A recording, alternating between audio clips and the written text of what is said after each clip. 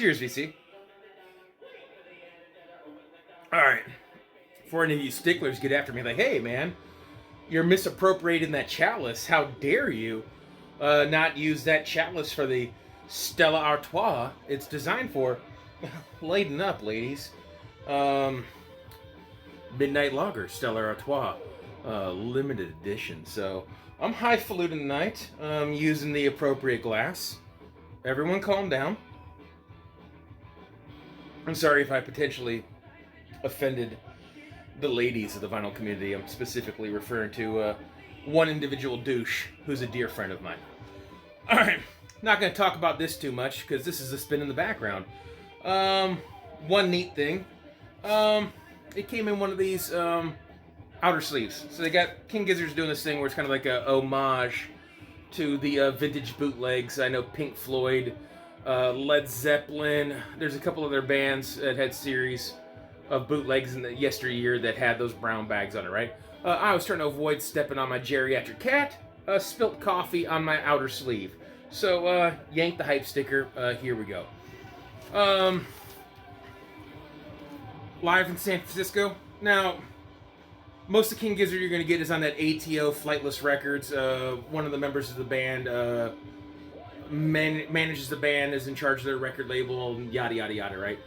So this is official, but you're going to be seeing, I assume, from nerds like me that enjoy King Gizzard, I assume you're going to be seeing a good bit of their live stuff, because King Gizzard completely relinquished all the rights to all their live music. So you can boot it, print it, press it, distribute it in any way you deem fit, on CD, 8-track, cassette, vinyl, whatever. To your discretion, you could profit on any of their live music.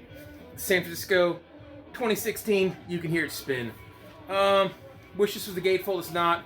It's got two nice inner sleeves full of pictures of the band, live performance. The one spinning you're not going to see is more of a kind of a olive drab army green. This is more in the blue spectrum, marbled. But always like what they do. Really solid presence. I like all their little weird homages and how they tie things in with each other. A little example here, right? So you can see the smallest splash of coffee on this one as well. But I'm rolling with the punches. So brown bag in it here. But King Gizzard, hype sticker, all sorts of snazzy, right? So pull it out. Colors tie in. Obi strip, even though it's not, Japanese press or anything of the sort. Back color ties into the front color. And once again, the sleeve ties in the same colors as well. All your business that you could possibly need. Lyrics, information, who's playing the harmonica, yada yada. A whole lot of words, somewhat intimidating. And then this paper sleeve actually really nice. It kind of has like a waxy, plasticky inner sleeve that's doesn't static cling. Very rare to see in a King Gizzard album, but this is on black wax. But the center label ties into all the business. So to the actual album, this is their most recent. KG, obviously standing for King Gizzard. They've already announced their next one. It's going to be LW tied in the series. So even when they're, damn near 20 albums deep, they still have conceptual ideas. So maybe I'll leave a link to their newest single on their next album. I think it's pretty cool. Poppy, but kind of haunting lyrics about our future decay by the way we're living our life. But as to this album, I know what's-his-face, Anthony Fontano, really ripped this to shreds because he expected more from this band. He wants to see evolution and constant change. I think they're highly eclectic and they have all sorts of music. But in this one, if you couldn't tell, it's King Gizzard and the Lizard Wizard, Exploration into Micro-Tunal Tuning Volume 2. So they're very transparent about what this is. It has that kind of a electric sitar quality and those weird kind of in-between notes and style and vibe on that electric or microtonal banana album. Maybe I'll get fancy with it and then pop that up here. If not, please forgive me. It's purple and yellow, and I think it might be a part of that 2017 run. But solid enough album. I've been listening to a decent amount of King Gizzard lately, and this hasn't been the most recent spins. So I don't know where it falls in the hierarchy of King Gizzard overall, but if you like the band, I'd say this at the very least is middle of the road, worth investigating. But and if you like the previous, then not labeled Volume 1, if I'm not mistaken, it's probably in your wheelhouse if you already enjoy that album. So the next one, speaking of 2017, I want to say this is the 5th record in that 5-album run of 2017. So this is Gum Boot Soup, and as I mentioned earlier, Flightless ATO Records, affiliated with, I forget what member of the group it is. I think it might be the keyboardist, manages the group and distributes and does a record label and yada yada yada. But King Gizzard, per usual, everything ties in well with the orange and the orange hype sticker. Once again, really nice inner sleeve with all the yada yada business you might want, and really cool color pressing that ties into everything as well.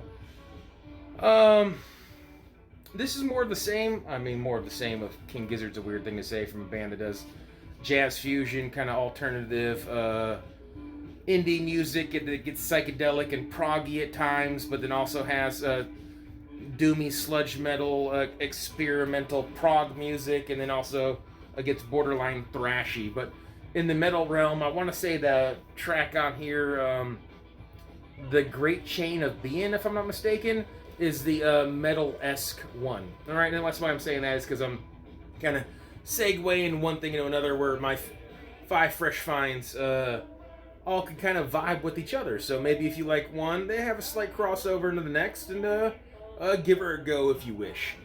But also, this crosses my mind because you know who showed this recently is Jeff up in Chicago, formerly Irving Park Review, if I'm not mistaken.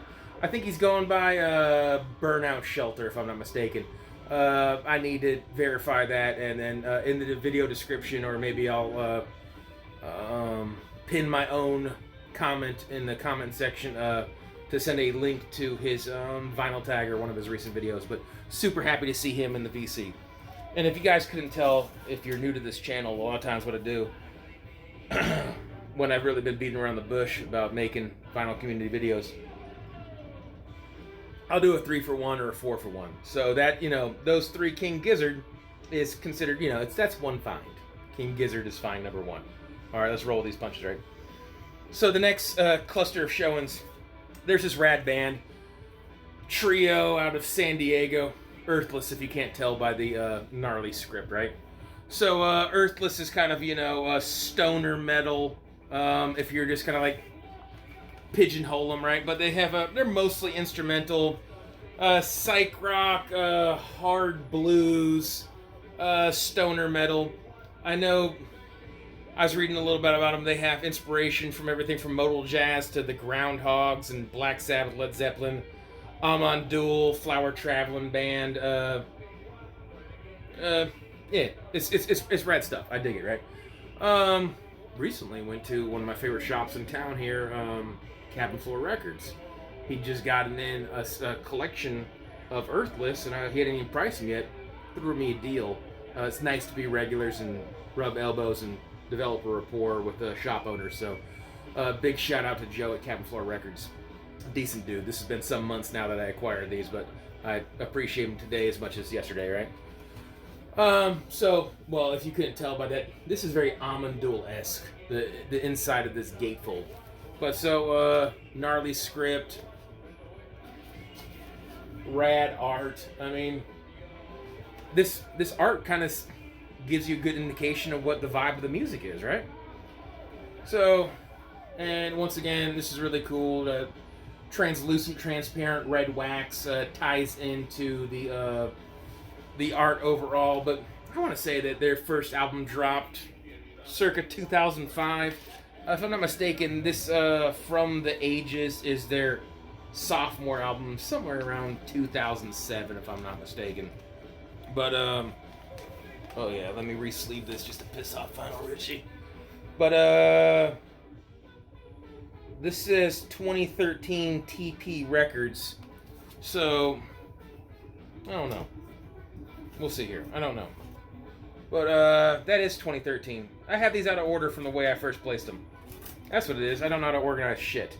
So that is their album that follows up that, if I'm not mistaken. So that's 2013. So this would be 2017. This is 2007. Yeah, look at me. Looking at numbers and doing math. So this would be their sophomore album. The other one, several years down the line, would be their third album. So, another gatefold. Rad art. This one gets a little more cosmic and out there. Rhythms of the Cosmic Side. And so this is really cool. The A side is literally A, B, C, D, E, 5-part Godspeed single track. So, this is cool. Cosmic out there-ness. Speaking of which, Cosmic Brian, you'd probably really dig this band if you're watching this video. Give this band a go. And it's kind of that translucent smoke with the purple Cosmic center label with kind of the, I don't know how well it shows small and on camera, but kind of like a intergalactic Milky Way in the background. But this is more of the same. And to bulldoze through it, this is a little bit different because this is a Earthless meets Heavy Blanket in a Dutch haze. So you know me, I love big dumb monkeys and all that jazz, right? So crazy maniacal art and weirdness and orcs and demons and wizards and yeah, I'm a freaking nerd.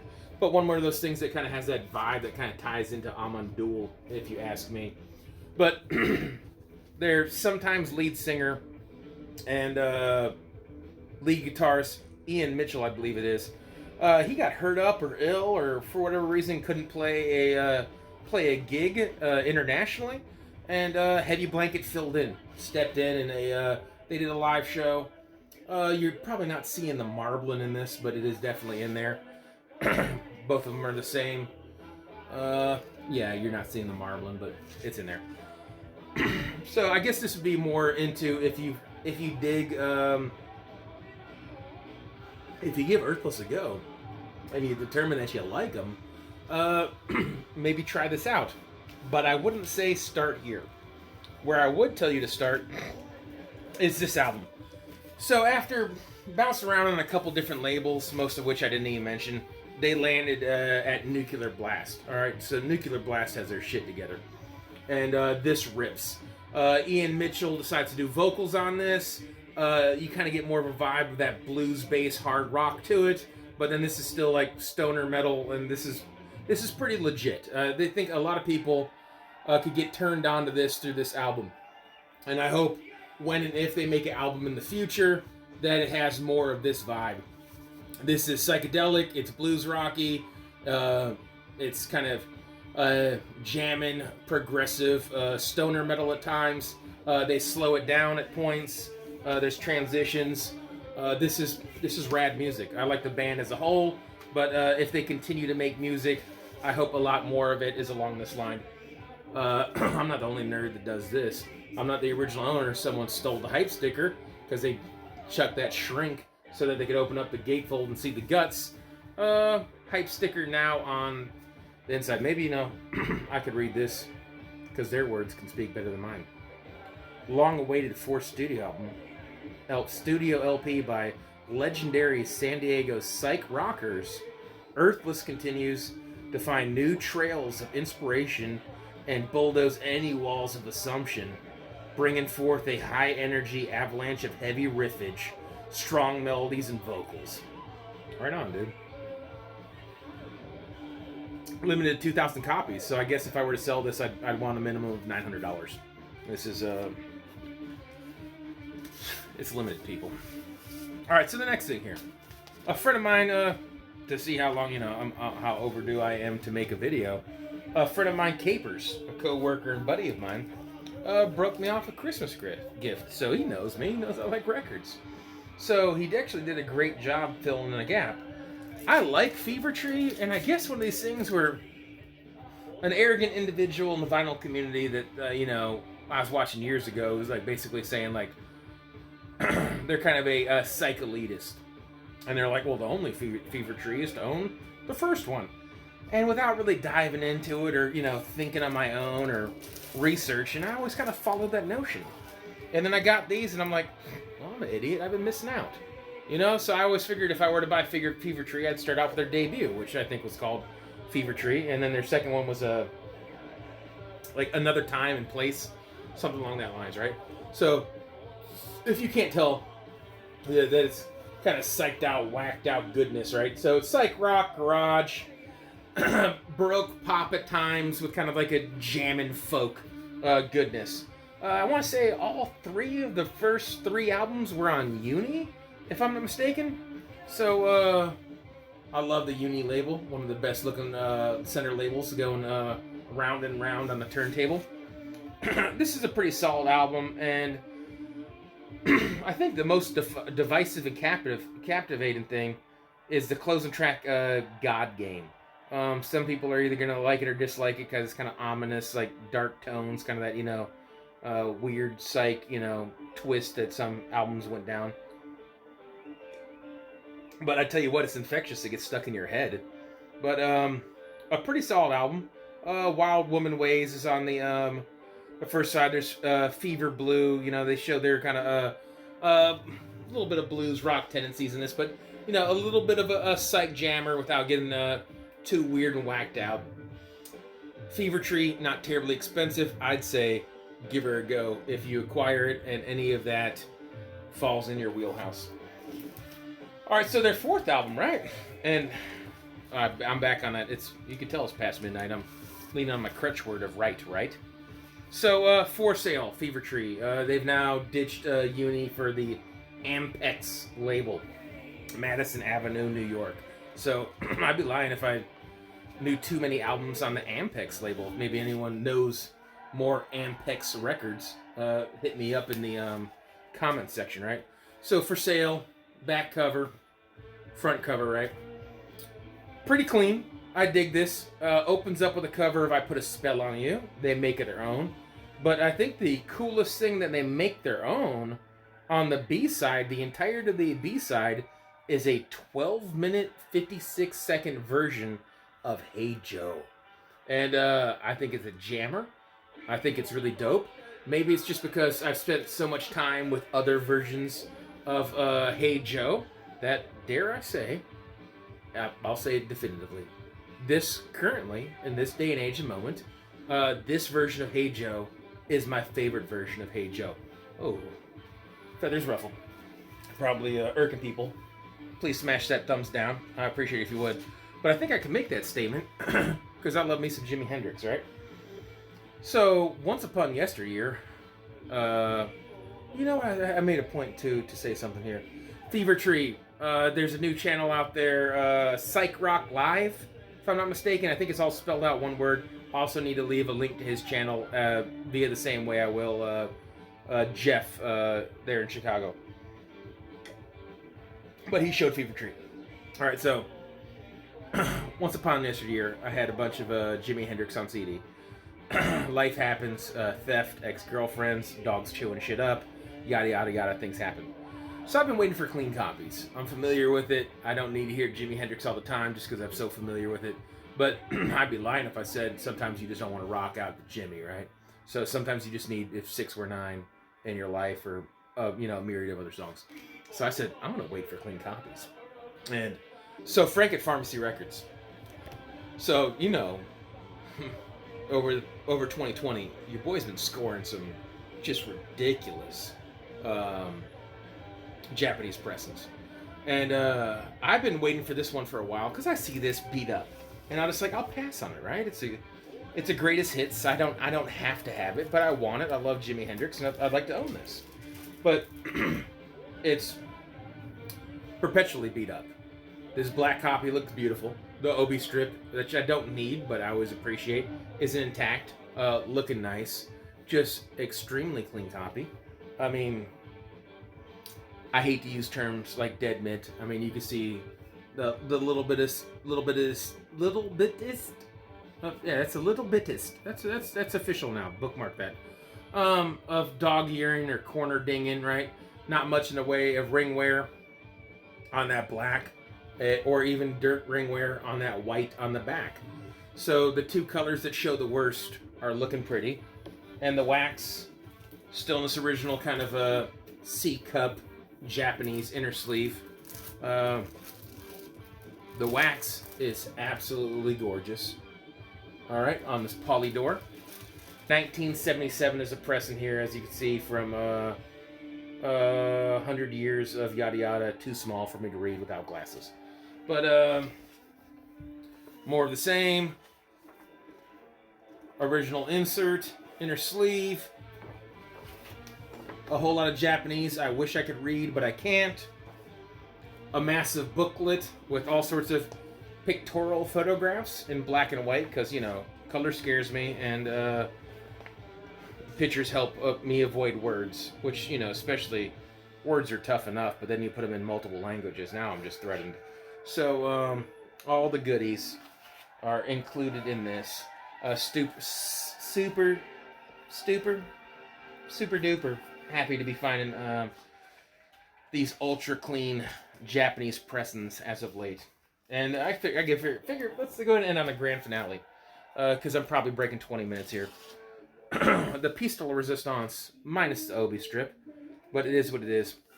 The gentleman that sells these is super OCD, and I really appreciate that. One of the reasons I love Japanese pressings, because some individuals like to argue fidelity, and they get really hung up on certain pressings and half-speed remasterings and yada yada and all that. I understand that, all right? But what I really like is when you find something that, you know, has reached 50, 60 years old sometimes with some of these records, and they care, the custodians that these people were that own this, whether it came from Japan and that culture who innately takes care of things, or it's from individuals that sought them out when they were new because they wanted that record in a certain style or manner. When I find Japanese pressings, they're traditionally really clean. This is fantastic because this Electric Ladyland Japanese only cover. So if you guys recall, there's several colors on this. There's the covers, there's the Naked Ladies, there's an alternate US version, UK version, and this is the Japanese version with the kind of green smoky background. So the OCD collector of this not only has a nice inner sleeve, but he has additional sleeve to separate each record inside. If you know the way I've been showing all these Miles Davis and etc., I don't need to show you this record. They're insanely clean, so I'll just save time by pulling this out, right? So, super waxy. It's got some finger smudges that will wipe away, so this will show even better once I give this a light wipe. But once again, outside of some smudgy fingerprints, this thing is really crispy. And it has all the inserts. This is kind of glued in here. And the one thing I guess I might get in trouble here, as neat as this is with the alternate cover, and this being a gatefold with the inserts, it also has that other band cover that might get me in trouble or ruffle some feathers. So it just is what it is. But it's included in there. So not only do you have this original cover, but you have a gatefold that includes the cover that some people also pursue. Some people might challenge the fidelity on this, but this sounds fantastic, and the condition can only be rivaled. It can't be surpassed. So this record is flawless, and it sounds fantastic. So if I had a $10,000 setup, I'd be curious to play one next to another. But as it is, I'm thoroughly pleased with this, and this is my forever copy. Anyways, keep it under 25 minutes. And if you guys did your math, yeah, it's only 4 fresh finds. You know, we got Fever Tree, we got Jimi Hendrix, we got Earthless, you know, we got King Gizzard. But I showed multiples of each. So 4 fresh finds, 5 fresh finds, get over it. I love you guys. Take care. Be well. Hopefully less time will pass when I make my next video. Anyways, rock on until then.